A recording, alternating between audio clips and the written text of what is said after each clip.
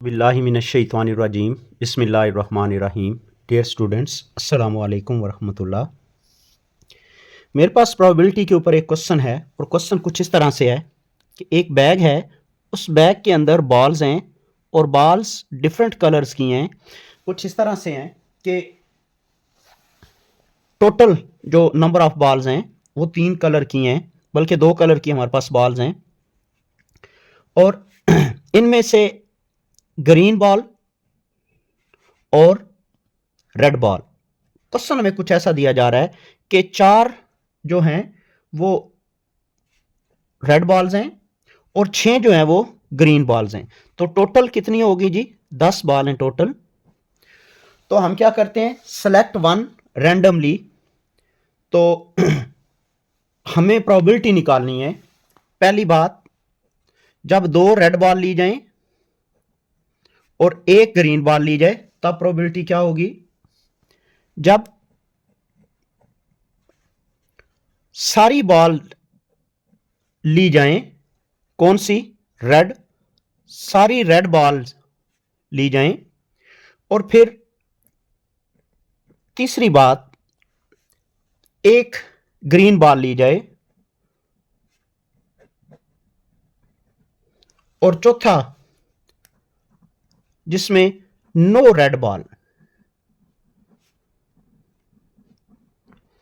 तो हमें इनकी प्रोबेबिलिटी निकालनी है।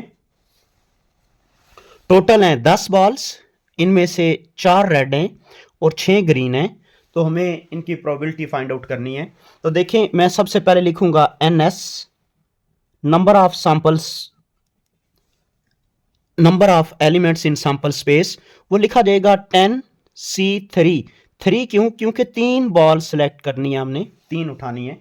देखें यहाँ पर 2 रेड 1 बॉल और रेड बॉल्स, ठीक है। तो ये 3 इनमें से सेलेक्ट करनी है।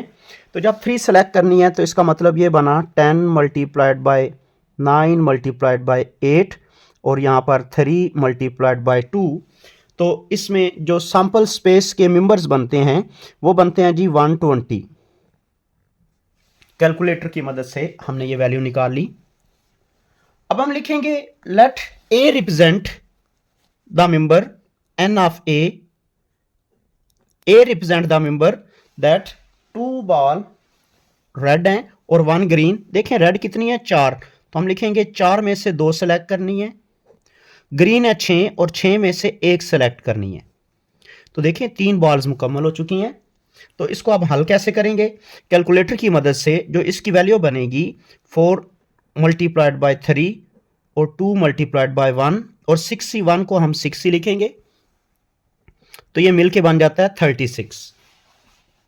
तो जब हम इसकी प्रोबेबिलिटी निकालेंगे, प्रोबेबिलिटी ऑफ ए, फार्मूला है जी NA ओवर NS 36 बाय 120। तो ये मेरे पास इसकी प्रोबेबिलिटी आ जाएगी। सिमिलरली अगर हम कहें कि दिस इज बी, ये बी रिप्रेजेंट कर रहा है ऑल रेड बॉल, सारी यानी तीनों की तीनों रेड बॉल होनी है। तो रेड हैं कितनी? 4। 4 में से कितनी सेलेक्ट करनी है? 3। इसका मतलब 6 में से कोई भी सेलेक्ट नहीं करना। तो 4C3 n of B, number of elements in event B. तो 4C3 जो हम सॉल्व करेंगे, 4C3 का जवाब आता है 4 और 6C0 का जवाब आता है 1। तो रिजल्ट बन गया 4।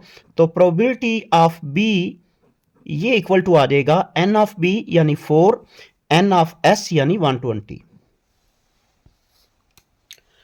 फिर उसके बाद आगे चलते हैं। तो लिखा हुआ है 1 ग्रीन बॉल, 1 ग्रीन लेनी है। तो इसका मतलब ये है कि बाकी 2 जो हैं वो रेड लेनी है। तो जो मेरे पास यहाँ पर रिजल्ट आएगा वो सेम एज इट इज आ जाएगा जैसे मैंने पहले जुज में किया। क्योंकि n ऑफ c अगर मैं इसको बोलूं तो देखें मैंने 1 ग्रीन लेनी है तो क्या लिखता हूं 6C1 और बाकी 4 जो हैं 4 में से जी 2 लेंगे तो ये बना 6 और 4C2 जो है वो भी 6 बनता है। तो रिजल्ट बन गया 36। तो प्रोबेबिलिटी ऑफ C ये आ गया जी 36 डिवाइड बाय 120। चौथा जुज मेरे पास जो फाइनल है वो कुछ इस तरह से है। प्रोबेबिलिटी हम इसको नाम दे देते हैं D, no red ball no red ball होने का मतलब ये है कि सारी की सारी ग्रीन होंगी, तो मैं लिखूंगा 6C3 एंड 4C0। तो 6C3 को हम कैलकुलेटर से भी सॉल्व कर सकते हैं, तो मेरे पास रिजल्ट आएगा 20, और 4C0 को 1 के इक्वल, तो रिजल्ट बन गया 20।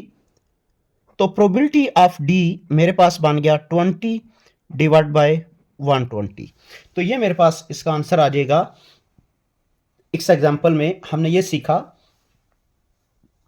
कि मुख्तलिफ बॉल्स को सिलेक्ट करने की प्रोबेबिलिटी कैसे होंगी, और हम अगर हमारे पास डिफरेंट टाइप्स ऑफ थिंग्स दी जाएं तो उनमें से किसी 2, 3 या 4 को या सबको भी सिलेक्ट करना हो रैंडमली, तो उनकी बारी बारी प्रोबेबिलिटी ली जा सकती है।